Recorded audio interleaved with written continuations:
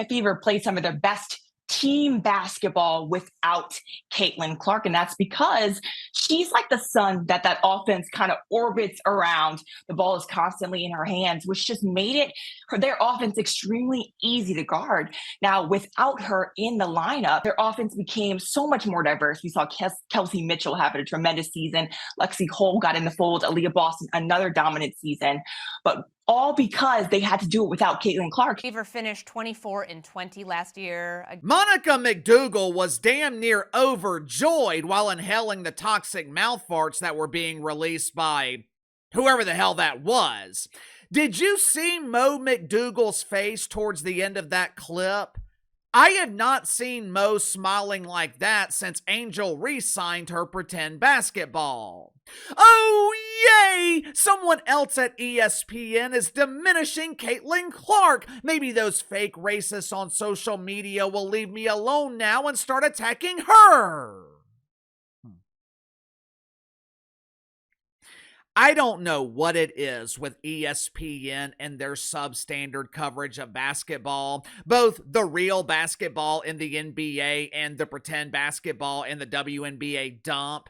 This network seems to be allergic to providing adequate basketball coverage.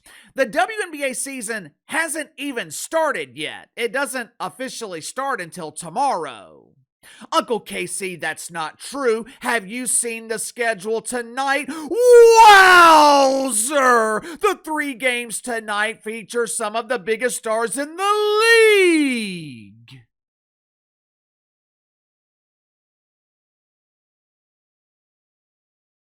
I challenge you to name one player on the Toronto Pimples. Listen to this roster for the Golden State Vikings. You tell me if this sounds like a roster of stars. Veronica Burton. Who? Gabby Williams. Who? Not to be confused with Gabby Newsom, the governor of the dump known as the People's Republic of California. Tiffany Hayes. And who? That doesn't sound like a roster for a pretend basketball team. It sounds like the missing persons report at the local precinct. Have you seen Gabby Williams, last seen in the WNBA dump, shaving faces and tripping over shoelaces? She failed to show up for her casting call for the latest Ben Gay commercial. If you know her whereabouts, please call someone who cares. The WNBA season hasn't even started, and there already seems to be an agenda to diminish Caitlin Clark. Uncle Casey just doesn't understand it. Look, I know Caitlin Clark fans can be a bit overreactive. Me personally, I don't think Caitlin Clark is all that interesting. She's a great player, one of the best in the league, but as you guys know, Uncle Casey doesn't like pretend basketball. In terms of creating content, in terms of what I do here on YouTube, Angel Reese gives me a hell of a lot more material to work with. So I'm not one of those who overreacts every time Caitlin Clark shoots a 3 and an opposing player is in her landing space causing the Great White Hope to roll her ankle. This is outrageous! These jealous players are trying to end her career!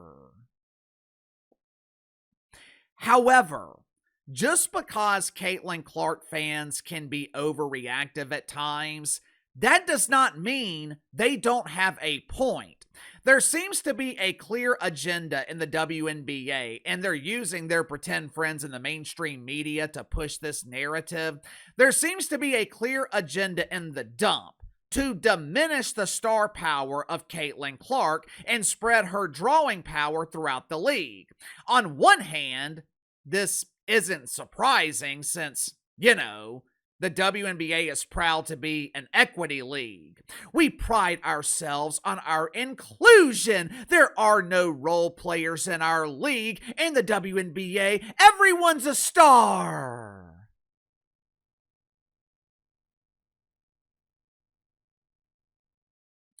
To me, it doesn't make business sense to diminish your only star. And what makes even less sense is who the WNBA is now pushing to replace Caitlin Clark as the face of pretend basketball. Make sure to like and subscribe. You can follow me on Twitter at KC_BTL84. Link to the second channel is in the description below. Today on the second channel, going to be talking about Draymond Green embarrassing himself on national television. It's been a very rough week for Dre. First, his NBA career, along with his reputation, was dismantled by Austin Rivers. Then, he tries to publicly humiliate Charles Barkley on Inside the NBA. If you haven't already, click the link in the description below, subscribe to the second channel. The woman in the clip at the beginning of this video claiming that the Indiana Felines are a better team without the Great White Hope, her name is Lawrence Moten. But my name is Laurencia! It doesn't matter what your name is! There's not a lot of information available about Laurencia Moten. Several years ago, she played basketball for something called the Hartford Hawks, which is either a college basketball team or one of the dozens of former WNBA dumps that went out of business. I guess she's working today as a WNBA analyst for ESPN, which kind of makes sense. ESPN has an unknown analyzing other unknowns. According to Laurencia Moten, the Indiana Felines are much better without Caitlin Clark. When the white girl's on the floor, everything revolves around her. That's not very equitable. When she's not playing, the Felines share the ball. Sharing is caring.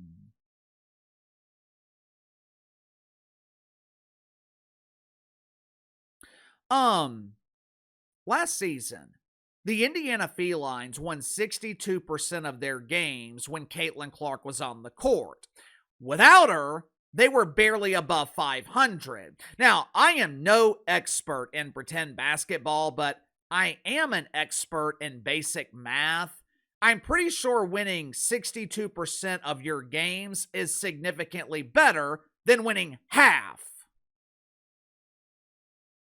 But let's just assume for a second that Laurencia Moten is right. Since we're talking about the world of make-believe, let's pretend that the Indiana Felines are a better team without Caitlin Clark. That is not an indictment of the Great White Hope. That doesn't mean the Indiana Felines should call other dumps in the WNBA looking to trade Caitlin Clark. We'll send you Caitlin Clark in exchange for 2 unknowns and an anonymous face to be identified later. If the Felines are better without Caitlin Clark, it means your roster is poorly constructed. It means you have failed to build a roster that maximizes the talent of your star player. When you have a star of this magnitude, when you have a player of this caliber, which in the WNBA, this means you have a player that can consistently make wide open shots, you never, ever trade that player. That thought never crosses your mind. Think about it. In The Last Dance, they showed an interview with Jerry Krause from the 90s or early 2000s. For those that don't know, Jerry Krause, he was the general manager of the Chicago Bulls in the 90s. He was talking about making trades. He was talking about dealing players. Jerry Krause admitted, you never trade Michael Jordan. Everyone else is expendable, Scottie Pippen included, but you never trade the icon of icons. Same thing with Steph Curry in Golden State. Even at this stage of his career, you don't trade Steph Curry. Draymond Green, expendable. Klay Thompson, expendable. Steph Curry, untouchable. For some reason, the WNBA struggles with this simple concept. Instead of maximizing the drawing power of Caitlin Clark, instead of crediting her for elevating this turd of a league, the WNBA wants to give everyone the credit. We are all responsible for elevating pretend basketball.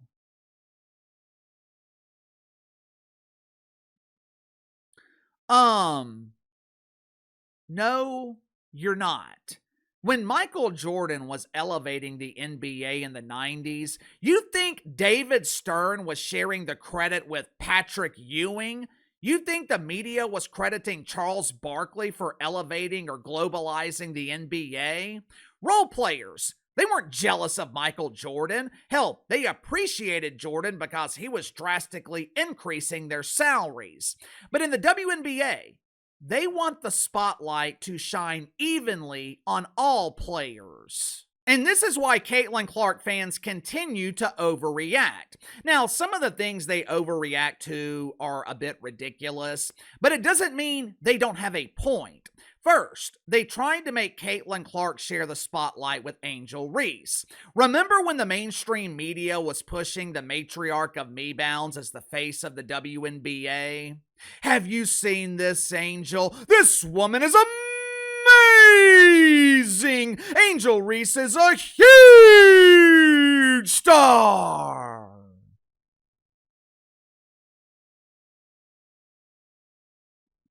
For 2 years, the media tried to convince us that Angel Reese was just as big of a star as Caitlin Clark. But after 2 years of huge embarrassing failure, after 2 years of struggling to sell tickets, 2 years of failing to draw a single fly to the stale turd known as Unrivaled, the media seems to finally be giving up on Angel Reese. Why? Because they have a new face. They have a new obsession. The media is now claiming that Paige Bueckers is a major star. This is perfect. Paige Bueckers is a proud member of the LGBT community. She takes L's both on and off the court. Plus, she's white. We can push her as the face of the league, and America will relate to her because she lacks melanin. Here's the problem with the media pushing Paige Bueckers as the face of the league. Paige Bueckers is not a draw. Uncle KC, that's not true. Ticket sales for the Dallas Wankers are up 220%. Yeah, it's easy to see a 220% increase when you're comparing it to nothing. The Wankers could not sell out a 7,000-seat Civic Center last season. Plus, Paige Bueckers doesn't have charisma. She doesn't have the it factor. To her credit, Caitlin Clark has it. I don't know what it is about Caitlin Clark, but there's something about her that makes people want to watch. Whatever it is, it can't be taught. You either have it or you don't, and Paige Bueckers doesn't have it. As of this morning, there are still thousands of tickets available for the season opener tomorrow between Paige Bueckers and Caitlin Clark. Courtside seats, which were priced around $2,000 Wednesday morning, the price has now dropped under $1,000. Now, do I think the game will eventually sell out? Yes, but there's no denying the fact. Mainstream interest in Caitlin Clark, it seems to be declining. Sound off in the comments below. I'll see you guys later.